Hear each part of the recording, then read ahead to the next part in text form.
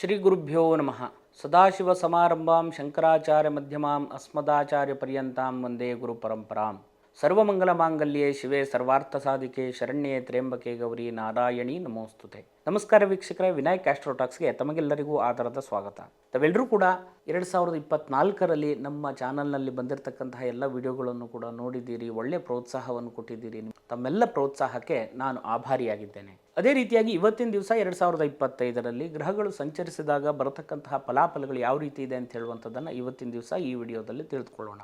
ಅದೇ ರೀತಿ ಪ್ರಧಾನಪಟ್ಟು ಗ್ರಹಗಳ ಸಂಚಾರ ಇರುವಂಥದ್ದು ಮಾರ್ಚ್ 29ನೇ ತಾರೀಕು ಶನಿಯು ಮೀನರಾಶಿಯನ್ನು ಪ್ರವೇಶ ಮಾಡುವಂಥದ್ದು. ಅದೇ ರೀತಿಯಾಗಿ ಮೇ 15ನೇ ತಾರೀಕು ಗುರುವು ವೃಷಭ ರಾಶಿಯಿಂದ ಮಿಥುನ ರಾಶಿಯನ್ನು ಪ್ರವೇಶ ಮಾಡುವಂಥದ್ದು. ಮೇ 17ನೇ ತಾರೀಕು ರಾಹುವು ಕುಂಭರಾಶಿಯನ್ನು ಪ್ರವೇಶ ಮಾಡುವಂಥದ್ದು. ಅದೇ ರೀತಿಯಾಗಿ ಕೇತುವು ಕೂಡ ಸಿಂಹರಾಶಿಯನ್ನು ಪ್ರವೇಶ ಮಾಡುವಂಥದ್ದು. ಪ್ರಧಾನಪಟ್ಟಿರ್ತಕ್ಕಂಥ ಗ್ರಹಸ್ಥಿತಿಗಳು ಈ ರೀತಿಯಾಗಿದೆ. ಇದಕ್ಕೆ ಸಂಬಂಧಪಟ್ಟು ಬರ್ತಕ್ಕಂತಹ ಫಲಾಫಲಗಳು ಯಾವ ರೀತಿ ಇದೆ ಅಂತ ಹೇಳುವಂಥದ್ದನ್ನು ತಿಳಿದುಕೊಳ್ಳೋಣ. ಮೇಷರಾಶಿಯವರಿಗೆ ದ್ವಿತೀಯ ಸ್ಥಾನದಲ್ಲಿರ್ತಕ್ಕಂತಹ ಗುರುವಿನ ಒಂದು ಫಲವನ್ನು ಈಗಾಗಲೇ ಪಡೆದಿದ್ದೀರಿ. ಇನ್ನು 3ನೇ ಸ್ಥಾನದಲ್ಲಿ ಗುರು ಬರುವಾಗ ಯಾವ ರೀತಿಯಾದಂತಹ ಫಲಗಳಿದೆ ಅಂತ ಹೇಳುವಂಥದ್ದನ್ನು ನಿರೀಕ್ಷೆ ಮಾಡುವಂಥದ್ದು. ಇನ್ನು ಶನಿಯು 12ನೇ ಸ್ಥಾನಕ್ಕೆ ಬರುವಂಥದ್ದು, 7ನೇ ಶನಿಯ ಪ್ರಭಾವ ಬರುವಂಥದ್ದು, 11ನೇ ಸ್ಥಾನದಲ್ಲಿ ರಾಹು ಬರುವಂಥದ್ದು. ಅದೇ ರೀತಿಯಾಗಿ 6ನೇ ಸ್ಥಾನದಲ್ಲಿ ಕೇತು ಕೂಡ ಬರುವಂತಹ ಪ್ರಧಾನವಾದಂತಹ ಗ್ರಹಗಳ ಒಂದು ಸಂಚಾರ.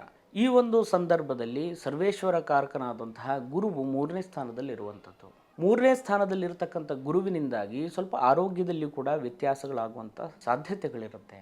ದೇಹಸ್ಯ ಸೌಷ್ಠವಂ ಸ್ವಾಸ್ಥ್ಯಂ ಸ್ಥಿತಿಶ್ರೇಯೋ ಯಶಸ್ಸುಖಂ ಜ್ಞೇಯೋ ವಪುಶ್ಚ ತತ್ಸರ್ವಂ ಚಿಂತನೀಯಂ ವಿಲಗ್ನತಃ ಅಂತ ಹೇಳುವಂಥ ಪ್ರಕಾರವಾಗಿ ಆರೋಗ್ಯದಲ್ಲಿ ತುಂಬ ಬದಲಾವಣೆಯನ್ನು ನೀವು ಈ ಒಂದು ಸಂದರ್ಭದಲ್ಲಿ ಕಾಣುವಂಥ ಸಾಧ್ಯತೆಗಳಿರುತ್ತೆ.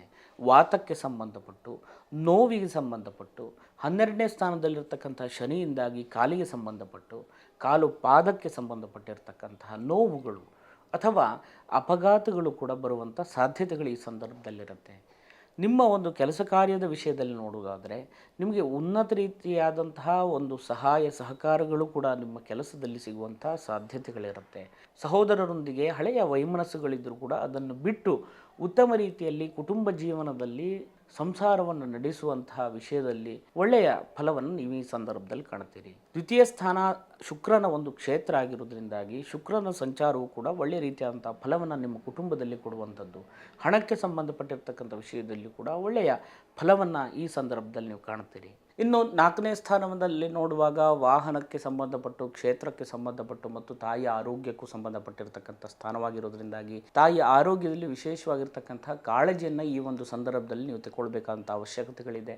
ವಾಹನಕ್ಕೆ ಸಂಬಂಧಪಟ್ಟಿರ್ತಕ್ಕಂಥ ವಿಷಯದಲ್ಲಿ ಹೊಸದಾದಂತಹ ವಾಹನವನ್ನು, ಅದೇ ರೀತಿ ಹೊಸದಾದಂತಹ ಭೂಮಿಯನ್ನು ಅಥವಾ ಭೂಮಿಯಲ್ಲಿ ಹೊಸದಾದಂತಹ ಮನೆಯನ್ನು ಕಟ್ಟುವಂತಹ ಯೋಗವು ಕೂಡ ಈ ಸಂದರ್ಭದಲ್ಲಿ ಒಳ್ಳೆಯ ಸಹಾಯ ಸಹಕಾರದಿಂದ ಸಿಗುತ್ತೆ ಅಂತ ಹೇಳುವಂಥದ್ದು ಕಂಡುಬರುತ್ತೆ. ಇನ್ನು 5ಮ ಸ್ಥಾನದಲ್ಲಿ ಬರತಕ್ಕಂತಹ ಕೇತುವಿನಿಂದಾಗಿ ಸ್ವಲ್ಪ ಮನಸ್ಸಿಗೆ ಕಹಿ ಅನುಭವಗಳು ಕಾಣಿಸುವಂಥದ್ದು, ನಂಬಿಕೆಯ ದ್ರೋಹಗಳು ಕೂಡ ಆಗುವಂಥ ಸಾಧ್ಯತೆಗಳಿರುತ್ತೆ. ನೀವು ಏನನ್ನು ಬಯಸಿದ್ದೀರೋ ಅಥವಾ ಏನು ಇಚ್ಛೆ ಪಟ್ಟಿದ್ದೀರೋ ಅಥವಾ ಯಾವ ವ್ಯಕ್ತಿಯಿಂದ ಏನು ಸಿಗುತ್ತೆ ಅಂತ ಹೇಳುವಂಥ ಒಂದು ನಿರೀಕ್ಷೆಯಲ್ಲಿ ಏನಿದ್ದೀರೋ ಅಥವಾ ಯಾವುದೋ ಒಂದು ಇನ್ವೆಸ್ಟ್ಮೆಂಟ್ ಮಾಡಿ ಯಾವುದೋ ಒಂದು ದೊಡ್ಡ ಲಾಭ ಬರುತ್ತೆ ಅಂತ ಹೇಳುವಂತಹ ನೀವೊಂದು ನಿರೀಕ್ಷೆಯಲ್ಲಿದ್ದರೆ ಅದು ಹುಸಿಯಾಗುವಂಥ ಸಾಧ್ಯತೆಗಳಿರುತ್ತೆ. ಆ ಒಂದು ವಿಷಯದಲ್ಲಿ ನಿಮಗೆ ಗೊಂದಲಗಳು ಅಥವಾ ಟೆನ್ಷನ್ ಬರುವಂಥ ಸಾಧ್ಯತೆಗಳು ಈ ಒಂದು ಸಂದರ್ಭದಲ್ಲಿರುವಂಥದ್ದು. ಇನ್ನು 6ನೇ ಸ್ಥಾನದಲ್ಲಿ ಶತ್ರುಸ್ಥಾನ ಅಂತ ಹೇಳ್ತೇವೆ, ಅದು ಬುಧನ ಕ್ಷೇತ್ರ ಆಗಿರೋದ್ರಿಂದಾಗಿ ಈ ಒಂದು ಸಂದರ್ಭದಲ್ಲಿ ಶತ್ರುಗಳಿಂದ ಆದಷ್ಟು ದೂರ ಇದ್ದಷ್ಟು ಅನುಕೂಲ ಅಂತ ಹೇಳುವಂಥದ್ದು ಕಂಡುಬರುತ್ತೆ. ಶತ್ರುಗಳಿಗೆ ನಿಮ್ಮ ಒಂದು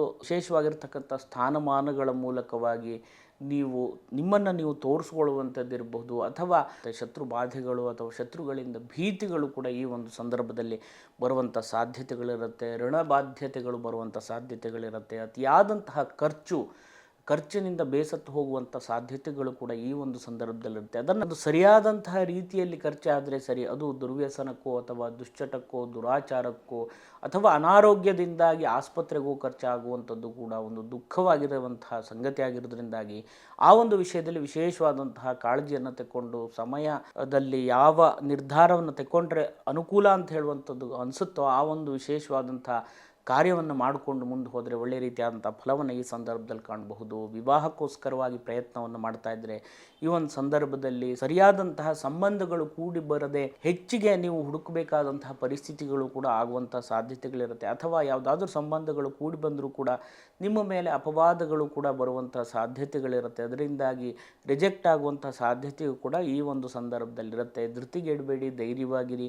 ಆ ಒಂದು ವಿಷಯಕ್ಕೆ ಸಂಬಂಧಪಟ್ಟು ನಿಮ್ಮ ಮೂಲ ಜಾತಕವನ್ನು ಸರಿಯಾದಂಥ ದೈವಜ್ಞರಲ್ಲಿ ತೋರಿಸಿ ಸರಿಯಾದಂಥ ಪರಿಹಾರವನ್ನು ಮಾಡಿಕೊಂಡು ಸುಲಭ ರೀತಿಯಲ್ಲಿ ಮುಂದುವರೆದರೆ ಒಳ್ಳೆ ರೀತಿಯಾದಂಥ ಫಲವನ್ನು ಈ ಸಂದರ್ಭದಲ್ಲಿ ಕಾಣಬಹುದು. ವಿದೇಶಕ್ಕೆ ಸಂಬಂಧಪಟ್ಟಿರ್ತಕ್ಕಂತಹ ಉದ್ಯೋಗದಲ್ಲಿರಬಹುದು, ವ್ಯವಹಾರದಲ್ಲಿರಬಹುದು, ಅಥವಾ ವಿದೇಶ ಪ್ರಯಾಣ ಮಾಡುವವರಿಗಿರಬಹುದು, ಪ್ರವಾಸೋದ್ಯಮಕ್ಕೆ ಸಂಬಂಧಪಟ್ಟಿರಬಹುದು, ಈ ಒಂದು ಕೆಲಸ ಕಾರ್ಯಗಳನ್ನು ಮಾಡುವವರಿಗೂ ಕೂಡ ವಿಶೇಷವಾಗಿರ್ತಕ್ಕಂಥ ಫಲವನ್ನು ಈ ಸಂದರ್ಭದಲ್ಲಿ ಕಾಣ್ತೀರಿ. ಅದೇ ರೀತಿ ಅಷ್ಟಮ ಸ್ಥಾನವನ್ನು ನೋಡೋದಾದರೆ ಅಷ್ಟಮ ಸ್ಥಾನಕ್ಕೆ ಯಾವುದೇ ಶುಭಗ್ರಹರ ದೃಷ್ಟಿ ಇಲ್ಲದೆ ಇರೋದರಿಂದಾಗಿ ಸ್ವಲ್ಪ ಸಾಹಸದ ಕೆಲಸಗಳನ್ನು, ಸಾಹಸದ ಪ್ರವೃತ್ತಿಯೇ ನಿಮ್ಮ ಮೈಗೂಡಿಸಿಕೊಂಡಿರೋದ್ರಿಂದಾಗಿ ನಿಮ್ಮ ಜೀವನದಲ್ಲಿ ಸಾಹಸ ಕೆಲಸ ಕಾರ್ಯವನ್ನು ನೀವು ನಿರ್ವಹಿಸುವವರಾಗಿರುವುದರಿಂದಾಗಿ ಸ್ವಲ್ಪ ಸಾಹಸದ ಕೆಲಸ ಮಾಡುವಾಗ ಜಾಗ್ರತೆಯಿಂದಿರಿ. ಸುರಕ್ಷತೆಯನ್ನು ನೋಡಿಕೊಂಡು ಸಾಹಸದ ಕೆಲಸಕ್ಕೆ ಕೈ ಹಾಕಿ ಮುಂದುವರಿಯಿರಿ ಅಂತ ಹೇಳುವಂಥದ್ದನ್ನು ಈ ಮೂಲಕವಾಗಿ ತಿಳಿಸ್ತಾ ಇದ್ದೇನೆ. ಇನ್ನು 9ನೇ ಸ್ಥಾನ ಭಾಗ್ಯಸ್ಥಾನ ಅಂತ ಹೇಳ್ತೇವೆ. ಅದು ಗುರುವಿನ ಕ್ಷೇತ್ರ ಆಗಿರುವುದರಿಂದಾಗಿ ಭಾಗ್ಯ, ಧರ್ಮ, ದಯಾ, ಪುಣ್ಯ, ತಪಸ್ತಾತ ಸುತಾತ್ಮಜ, ಜ್ಞಾನೋಪಾಸನ ಸೌಶೀಲ್ಯ, ಗುರವು ನವಮಾಧಮಿ. ಗುರುವಿನ ಸ್ಥಾನವೂ ಕೂಡ 9ನೇ ಸ್ಥಾನವೇ ಆಗಿರುವಂಥದ್ದು. ಧನುರಾಶಿ, ಆ ಒಂದು ರಾಶಿಯಾಧಿಪತಿಯಾದಂತಹ ಗುರು 3ನೇ ಸ್ಥಾನದಲ್ಲಿರ್ತಕ್ಕಂಥದ್ದು. ತಂದೆಯ ಆರೋಗ್ಯದಲ್ಲಿ ವಿಶೇಷವಾದಂತಹ ಕಾಳಜಿಯನ್ನು ವಹಿಸಬೇಕಾದಂಥ ಅವಶ್ಯಕತೆಗಳಿದೆ. ಆರೋಗ್ಯದ ವಿಷಯದಲ್ಲಿ ಯಾವುದೇ ಕಾರಣಕ್ಕೂ ನೆಗ್ಲೆಕ್ಟ್ ಮಾಡಬೇಡಿ. ಅಥವಾ ಸಣ್ಣ ಪುಟ್ಟ ವಿಷಯಕ್ಕೂ ಕೂಡ ಕೋಪಗೊಳ್ಳುವಂಥದ್ದು, ವಿರೋಧ ಮಾಡುವಂಥದ್ದು, ತಂದೆ ತಾಯಿಯವರ ಮನಸ್ಥಿತಿಯನ್ನು ನೋಯಿಸುವಂಥ ಕೆಲಸ ಕಾರ್ಯವನ್ನು ಯಾವುದೇ ಕಾರಣಕ್ಕೂ ಕೂಡ ಮಾಡಬೇಡಿ. ಯಾಕೆ ಅಂತ ಹೇಳಿದರೆ ನಿಮ್ಮ ರಾಶಿ ರವಿಯ ಒಂದು ಉಚ್ಚ ಕ್ಷೇತ್ರವಾಗಿರ್ತಕ್ಕಂಥ ರಾಶಿ ಆಗಿರೋದ್ರಿಂದಾಗಿ ಆ ಒಂದು ವಿಷಯದಲ್ಲಿ ವಿಶೇಷವಾದಂತಹ ಜವಾಬ್ದಾರಿಯನ್ನು ತಗೊಂಡು ಮುಂದುವರೆದರೆ ಒಳ್ಳೆ ರೀತಿಯಾದಂತಹ ಫಲವನ್ನು ಕಾಣಬಹುದು. 10ನೇ ಸ್ಥಾನವನ್ನು ಉದ್ಯೋಗ ಸ್ಥಾನ ಅಂತ ಹೇಳ್ತೇವೆ. ಉದ್ಯೋಗ ಸ್ಥಾನಾಧಿಪತಿಯಾದಂತಹ ಶನೇಶ್ವರ ಸ್ವಾಮಿ 12ನೇ ಸ್ಥಾನದಲ್ಲಿರುವಂಥದ್ದು ಗುರುವಿನ ಕ್ಷೇತ್ರದಲ್ಲಿ. ಸ್ವಂತ ಪ್ರತ್ಯಯಿತೋ ನರೇಂದ್ರ ಭವನೇ ಸತ್ಪುತ್ರಜಾಯಾಧನೋ ಜೀವಕ್ಷೇತ್ರಗತೆ ಅರ್ಕಜಯ ಪುರ ಬಲ ಗ್ರಾಮಗ್ರನೇತ. ಅಥವಾ ಶನಿಯಿಂದಾಗಿ ವಿಶೇಷವಾದಂತಹ ಒಂದು ಫಲವನ್ನು ನೀವು ಈ ಸಂದರ್ಭದಲ್ಲಿ ಕಾಣಬಹುದು. ಯಾವುದೇ ಕಾರಣಕ್ಕೂ ಕೂಡ ಧರ್ಮ, ಕರ್ಮ, ನ್ಯಾಯ, ನೀತಿಯನ್ನು ಬಿಟ್ಟು ಅದರಿಂದ ಹೊರಗಡೆ ಇರುವಂಥ ಯಾವ ಕೆಲಸಕ್ಕೂ ಕೂಡ ನೀವು ಕೈ ಹಾಕಬೇಡಿ. ಅಂಥ ಕೆಲವಷ್ಟು ಅವಕಾಶಗಳಾಗಿರಬಹುದು, ಅಂತಹ ಸನ್ನಿವೇಶಗಳಾಗಿರ್ಬೋದು ನಿಮಗೆ ಬರುವಂಥ ಸಾಧ್ಯತೆಗಳಿರುತ್ತೆ. ಆ ಅಪವಾದಗಳನ್ನೆಲ್ಲ, ನಿಂದನೆಗಳನ್ನೆಲ್ಲ ಅನುಭವಿಸುವಂತಹ ಕಾಲಘಟ್ಟ ಆಗಿರೋದ್ರಿಂದಾಗಿ ಆ ಒಂದು ವಿಷಯದಲ್ಲಿ ವಿಶೇಷವಾದಂತಹ ಕಾಳಜಿಯನ್ನು ಇಟ್ಟುಕೊಂಡು ಮುಂದುವರೆದ್ರೆ ಅನುಕೂಲ. ಯಾಕೆ ಅಂತ ಹೇಳಿದರೆ ಆಯುಷ್ಯಂ ಮರಣಂ ಭಯಂ ಪತಿತತಾ ದುಃಖ ಅವಮಾನ ಈ ಎಲ್ಲವೂ ಕೂಡ ಬರುವಂಥ ಸಾಧ್ಯತೆಗಳಿರುತ್ತೆ. ಶನಿಯ ಕಾರಕತ್ವ ಆಯುಷ್ಯಕ್ಕೆ ಸಂಬಂಧಪಟ್ಟಿರಬಹುದು. ನಾನು ಈಗಲೇ ಹೇಳಿದ ಹಾಗೆ ಸಾಹಸದ ಪ್ರವೃತ್ತಿ ಮಾಡುವಾಗ ಸುರಕ್ಷತೆಯನ್ನು ನೋಡಿಕೊಳ್ಳುವಂಥದ್ದು. ಮರಣಂ ಭಯಂ ಆರೋಗ್ಯದಲ್ಲಿ ಬರತಕ್ಕಂಥ ವ್ಯತ್ಯಾಸಗಳಿರಬಹುದು, ಅಥವಾ ಕೆಲವಷ್ಟು ಮರಣ ಭೀತಿ, ಜೀವದ ಮೇಲೆ ಭೀತಿಗಳು ಕೂಡ ಬರುವಂಥ ಸಾಧ್ಯತೆಗಳಿರುತ್ತೆ. ಹೆದರಿಕೆ ಆಗುವಂಥದ್ದು ಇರಬಹುದು. ಅನಾವಶ್ಯಕವಾಗಿ ಯಾವ ಕೆಲಸ ಕಾರ್ಯದಲ್ಲಿ ಮುಂದುವರಿಯಲಿಕ್ಕೆ ಹೆದರಿಕೆ ಬರುವಂಥದ್ದಿರಬಹುದು. ಅಥವಾ ನಿತ್ಯ ಜೀವನದಲ್ಲಿ ಯಾರ ಹತ್ರ ಏನೋ ಒಂದು ವಿಷಯ ಮಾತನಾಡಬೇಕು ಅಂದರೂ ಹೆದರಿಕೆ, ಮುಜುಗರ ಆಗುವಂಥದ್ದು ಇರಬಹುದು. ಎಲ್ಲ ವಿಷಯದಲ್ಲೂ ಹಿಂದೇಟು ಹಾಕುವಂಥದ್ದಿರಬಹುದು. 4 ಜನರ ಎದುರು ಬಂದು ಮಾತನಾಡಬೇಕಾದ್ರೆ ನಾಲಿಗೆಯಲ್ಲಿ ಮಾತು ಹೊರಡದೇನೆ ಏನು ಹೇಳಬೇಕು, ಏನು ವಿಷಯ ಮಂಡನ ಮಾಡಬೇಕು ಅಂತ ಹೇಳುವಂತಹ ಒಂದು ಪರಿವೇನೇ ಇಲ್ಲದೆ ಒಟ್ಟಾರೆ ಮಾತನಾಡ್ಕೊಂಡು ಹೋಗಿ ಕೆಡಿಸ್ಕೊಂಡೆ ಅಂಥೇಳಿ ನಂತರ ಮಾತನಾಡಿಕೊಂಡು ಅಥವಾ ವ್ಯಥೆ ಪಟ್ಟುಕೊಂಡು ಏನೂ ಪ್ರಯೋಜನ ಬರೋಲ್ಲ. ಆ ಒಂದು ದೃಷ್ಟಿಯಿಂದಾಗಿ ವಿಶೇಷವಾದಂಥ ಕಾಳಜಿಯನ್ನು ತೆಗೆದುಕೊಂಡು ಮುಂದುವರಿರಿ. ಇನ್ನು ಪತಿತತಾಂ ದುಃಖಾವಮಾನಮಯಂ, ಪತಿತತ್ವ ಅಂತ ಹೇಳಿದರೆ ಅಪವಾದ, ನಿಂದನೆಗಳು ಬರುವಂಥದ್ದಿರಬಹುದು. ನೀವು ಮಾಡದೇ ಇರುವಂಥ ಕೆಲಸ ಕಾರ್ಯದಲ್ಲಿರಬಹುದು.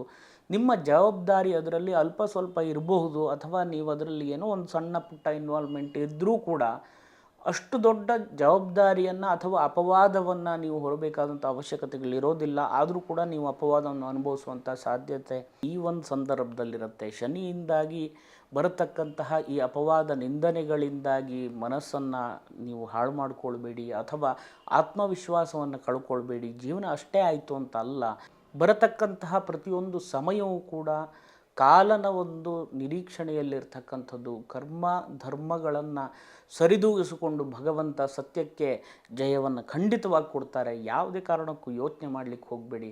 ಶನಿಯಿಂದಾಗಿ ಸರಿಯಾದಂಥ ಮಾರ್ಗ, ನಾವು, ನಮ್ಮವರು, ನಮ್ಮದು ಅಂತ ಹೇಳುವಂಥದ್ದು ಏನೇನಿದೆ ಎಲ್ಲವೂ ಕೂಡ ಸರಿಯಾದಂತಹ ಪರುವೇಗೆ ಬರುವಂಥ ಒಂದು ಕಾಲಘಟ್ಟ.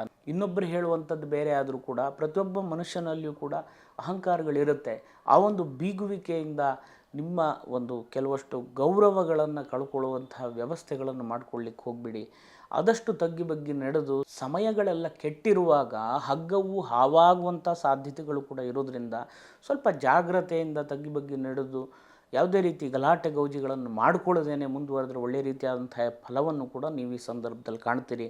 ಮತ್ತು ಭೂಮಿಗೆ ಸಂಬಂಧಪಟ್ಟಿರ್ತಕ್ಕಂತಹ ವ್ಯಾಜ್ಯಗಳಿರಬಹುದು, ನ್ಯಾಯಾಲಯ ತೀರ್ಮಾನಕ್ಕೆ ಸಂಬಂಧಪಟ್ಟಿರಬಹುದು, ಸ್ವಲ್ಪ ಕಾನೂನು ರೀತಿಯಾದಂತಹ ವಿಷಯಗಳಲ್ಲಿ ಹೆಚ್ಚಿಗೆ ತಲೆಬಿಸಿಯನ್ನು ಮಾಡಿಕೊಂಡು ಓಡಾಟ ಮಾಡುವಂತಹ ಸಾಧ್ಯತೆಗಳು ಕೂಡ ಈ ಒಂದು ಸಂದರ್ಭದಲ್ಲಿರುತ್ತೆ. ಮತ್ತು ದುಃಖ ಅವಮಾನಾದಿಗಳು ಕೂಡ ಬರುವಂಥ ಸಾಧ್ಯತೆಗಳಿರುತ್ತೆ. ಸರಿಯಾದಂತಹ ಒಂದು ಸಮಯ ಪ್ರಜ್ಞೆಯಿಂದ ಮುಂದುವರಿರಿ. ಮಾಡುವಂಥ ಕೆಲಸದಲ್ಲಿ ವಿಶೇಷವಾದಂತಹ ಶ್ರದ್ಧೆಯನ್ನು ಆದಷ್ಟು ಕೊಡ್ತಾ ಹೋಗಿ, ಆಲಸ್ಯದಿಂದ ದೂರ ಇರಿ. ದುಶ್ಚಟ ದುರ್ಜನರಿಂದ ಆದಷ್ಟು ದೂರ ಇದ್ದರೆ ಒಳ್ಳೆ ರೀತಿಯಾದಂಥ ಪ್ರತಿಫಲವನ್ನು ಕೂಡ ನೀವು ಈ ಸಂದರ್ಭದಲ್ಲಿ ಕಾಣಬಹುದು. ಲಾಭಸ್ಥಾನದಲ್ಲಿರ್ತಕ್ಕಂಥ ರಾಹುವಿನಿಂದಾಗಿ ವಿಶೇಷವಾಗಿರ್ತಕ್ಕಂಥ ಲಾಭವು ಕೂಡ ನಿಮಗೆ ಬರುವಂಥ ಲಕ್ಷಣಗಳು ಕೂಡ ಇರುತ್ತೆ. ಶೀಘ್ರವಾಗಿ ಲಾಭಗಳು ಕೂಡ ಬರುವಂಥ ಸಾಧ್ಯತೆಗಳಿರುತ್ತೆ. ಅಥವಾ ಕೆಲಸ ಕಾರ್ಯದಲ್ಲಿ ಏನೂ ನಡೀತಾನೇ ಇಲ್ಲ, ಅಥವಾ ಮಾಡುವಂಥ ಕೆಲಸ ಕಾರ್ಯಗಳಲ್ಲಿ ಯಾವುದೇ ರೀತಿ ಶ್ರದ್ಧೆ ಇಲ್ಲ ಅಂತ ಹೇಳುವಂಥ ಒಂದು ಪರಿಸ್ಥಿತಿಗಳು ಕೂಡ ಬರೋದ್ರಿಂದಾಗಿ ಆ ಒಂದು ವಿಷಯದಲ್ಲಿ ನಿಮ್ಮ ಮೂಲ ಜಾತಕವನ್ನಾಗಿರಬಹುದು ಅಥವಾ ನೀವು ಮಾಡುವಂತಹ ದೇವರಲ್ಲಿ ಆರಾಧನೆಗಳಲ್ಲಿ ವಿಶೇಷವಾದಂಥ ಪ್ರಾರ್ಥನೆಯನ್ನು ಮಾಡಿಕೊಂಡು ಆ ದೇವರಲ್ಲಿ ಮೊರೆ ಹೋಗಿ ಆ ಪ್ರಸಾದವನ್ನು ತೆಕ್ಕೊಂಡು ಮುಂದುವರೆದ್ರೆ ಒಳ್ಳೆಯ ರೀತಿಯಾದಂಥ ಪ್ರತಿಫಲವನ್ನು ನೀವು ಈ ಸಂದರ್ಭದಲ್ಲಿ ಕಾಣ್ತೀರಾ. ಇನ್ನೂ ಹೆಚ್ಚಿನದಾಗಿರ್ತಕ್ಕಂತಹ ಫಲಾಫಲಗಳು ನಿಮ್ಮ ಜೀವನದಲ್ಲಿ ಸಿಗಲಿ, ಒಳ್ಳೆಯ ರೀತಿಯಾದಂಥ ಅವಕಾಶಗಳು, ಒಳ್ಳೆಯ ಪ್ರಚೋದನೆಗಳು ನಿಮಗೆ ಸಿಗಲಿ. ಸಹಾಯ ಸಹಕಾರದಿಂದಾಗಿ ನಿಮ್ಮ ಜೀವನದಲ್ಲಿ ಸದಾಕಾಲ ಮಂಗಲಗಳಾಗಲಿ ಅಂತ ಹೇಳುವಂಥ ಪ್ರಾರ್ಥನೆಯನ್ನು ಮಾಡ್ತಾ ತಮಗೆಲ್ಲರಿಗೂ ಒಳ್ಳೆಯದಾಗಲಿ. ನಮಸ್ಕಾರ. ಶುಭಂ ಭೂಯಾತ್. ವೀಕ್ಷಕರೇ, ತುಂಬ ಜನ ಕರೆ ಮಾಡಿ ಮಾಟಮಂತ್ರಗಳನ್ನು ಮಾಡ್ತೀರಾ ಅಥವಾ ವಶೀಕರಣಗಳನ್ನು ಮಾಡ್ತೀರಾ ಅಥವಾ ಇನ್ನಿತರ ಏನೇನೋ ಪ್ರಶ್ನೆಗಳನ್ನು ಕೇಳ್ತಾ ಇದ್ದೀರಿ ಅಥವಾ ಸಿಲ್ಲಿ ವಿಷಯಗಳಿಗೂ ಸಂಬಂಧಪಟ್ಟು ಫೋನ್ ಮಾಡ್ತಾ ಇದ್ದೀರಿ. ಫೋನ್ ಮುಖಾಂತರವಾಗಿ ಜ್ಯೋತಿಷ್ಯದ ಪರಿಹಾರಗಳನ್ನು ಅಥವಾ ಜಾತಕ ವಿಮರ್ಶೆಯನ್ನು ಮಾಡುವಂತಹ ಜ್ಯೋತಿಷಿ ನಾನಲ್ಲ. ಆ ಒಂದು ವಿಷಯಕ್ಕೆ ಸಂಬಂಧಪಟ್ಟು ನಿಜವಾಗಿ ಯಾರು ಸಮಸ್ಯೆಯಲ್ಲಿರ್ತೀರಿ ಅಂಥವರು ಕೆಳಗಡೆ ಕಾಣುವಂಥ ನಂಬರ್ಗೆ ಕರೆ ಮಾಡಿ ನಮ್ಮ ಸಿಬ್ಬಂದಿಗಳು ನಿಮಗೆ ಸಮಯವನ್ನು ನಿಗದಿಪಡಿಸ್ತಾರೆ. ಆ ಒಂದು ಸಮಯದಲ್ಲಿ ಬಂದು ಮುಖತವಾಗಿ ನಿಮ್ಮ ಜಾತಕ ವಿಮರ್ಶೆಯನ್ನು ಅಥವಾ ಪರಿಹಾರವನ್ನು ಕಂಡುಕೊಳ್ಳಿ. ಅದನ್ನು ಬಿಟ್ಟು ಸಣ್ಣ ಪುಟ್ಟ ವಿಷಯಗಳಿಗೂ ಸಂಬಂಧಪಟ್ಟು ಪರಿಹಾರಗಳನ್ನು ನೋಡುವಂಥದ್ದು ಅಥವಾ ಆಗಾಗ ಈ ವಿಷಯಕ್ಕೆ ಸಂಬಂಧಪಟ್ಟು ಪರಿಹಾರಗಳನ್ನು ಮಾಡ್ತಾ ಇರುವಂಥದ್ದನ್ನು ಯಾರೂ ಕೂಡ ಮಾಡಬೇಡಿ. ದೇವರ ಅನುಗ್ರಹ ನಾಮಸ್ಮರಣೆಯಿಂದಾಗಿ ಎಲ್ಲವೂ ಕೂಡ ಒಳ್ಳೆಯದಾಗುತ್ತೆ. ಅಂಥ ಒಂದು ಸಂದರ್ಭಗಳು ಬಂದಲ್ಲಿ ನೇರವಾಗಿ ಸರಿಯಾದಂಥ ದೈವಜ್ಞರ ಮುಖಾಂತರವಾಗಿ ಪರಿಹಾರವನ್ನು ಕಂಡುಕೊಳ್ಳಿ. ತಮಗೆಲ್ಲರಿಗೂ ಒಳ್ಳೆಯದಾಗುತ್ತೆ.